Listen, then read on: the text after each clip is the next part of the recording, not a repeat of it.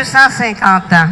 C'était 250 ans, c'est la fin de 12 années d'errance, de souffrance, d'exil.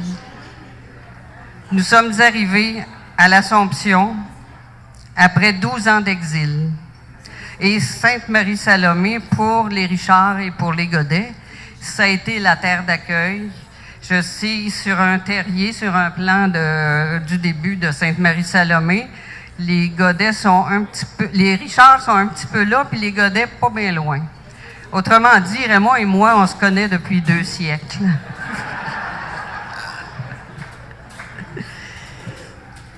Ça ne sort pas de la famille, c'est toujours le grand plaisir.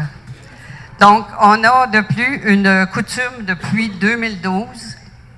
On invite les municipalités qui sont autour, mais qui ont accueilli les Acadiens et qui faisaient partie de Saint-Jacques. Saint-Jacques, ça a été la grande paroisse qui a été fondée par les Sulpiciens pour accueillir les Acadiens. Et puis, à chaque fois que ça devenait trop gros, il en partait une petite partie pour que les gens soient plus près de l'Église. C'était les curés qui nous définissaient le territoire. Donc, en 2012, la ville de l'Assomption, et je remercie beaucoup la ville d'avoir envoyé ses émissaires, la ville de l'Assomption a reçu un drapeau acadien et nous demandons toujours que durant la semaine du 15 août, le drapeau soit exposé dans la ville. Je sais qu'en 2012, il l'a été. En 2013, ce fut Rawdon.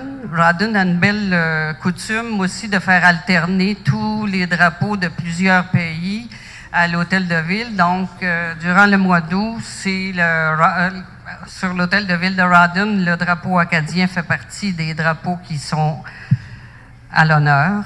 En 2014, c'était Sainte-Julienne, puisqu'il y a des bouts de Sainte-Julienne qui faisaient partie de Saint-Jacques. 2015-2016, c'était l'Épiphanie paroisse et l'Épiphanie-ville. Et 2017, c'est Crabtree, nos voisins.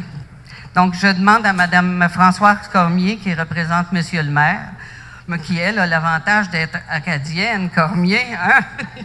C'est ça. De venir recevoir le drapeau.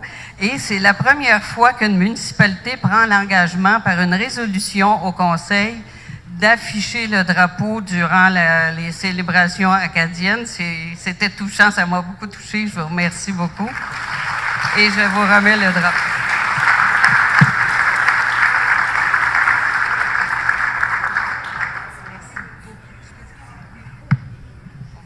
Merci beaucoup, Évangéline. C'est vrai qu'on l'a fait par résolution parce qu'on trouve ça important. À Crabtree, on est fiers de nos racines acadiennes. On a plein de noms chez nous qui ont des origines acadiennes. Et c'est vraiment avec un immense plaisir qu'on va faire flotter le drapeau et qu'on va inviter notre population à participer aux activités du festival. Merci beaucoup. C'est avec moi un grand plaisir. J'ai accepté la présidence d'honneur de la 17e édition du Festival acadien de Nouvelle-Acadie. Je vous remercie de votre présence à ce souper. Votre présence témoigne bien là, de l'intérêt et de votre appui que vous manifestez envers le festival. Comme vous le savez, le festival, c'est une véritable fête qui nous rappelle nos origines, qui nous permet de souligner aussi l'importance qu'ont eu pour nous les fondateurs de nos communautés. C'est important, les communautés qui se rappellent de leurs origines sont des communautés qui définissent une forte identité. Et lorsqu'on a une forte identité, on est confiant pour l'avenir. Le festival apporte aussi sa contribution dans ce sens-là, à sa manière.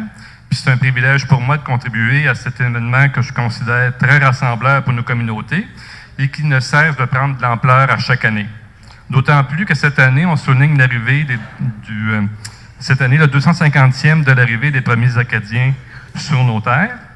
Bien sûr, cette activité très festive ne serait pas la même sans le travail exceptionnel du comité organisateur et aussi des dizaines de bénévoles qui s'impliquent et qui travaillent avec énergie et passion à faire du festival un franc succès année après année. Alors, je vous invite à venir célébrer avec nous les festivités et venir en grand nombre, en famille, entre amis. Je vous souhaite une excellente soirée. Bon appétit.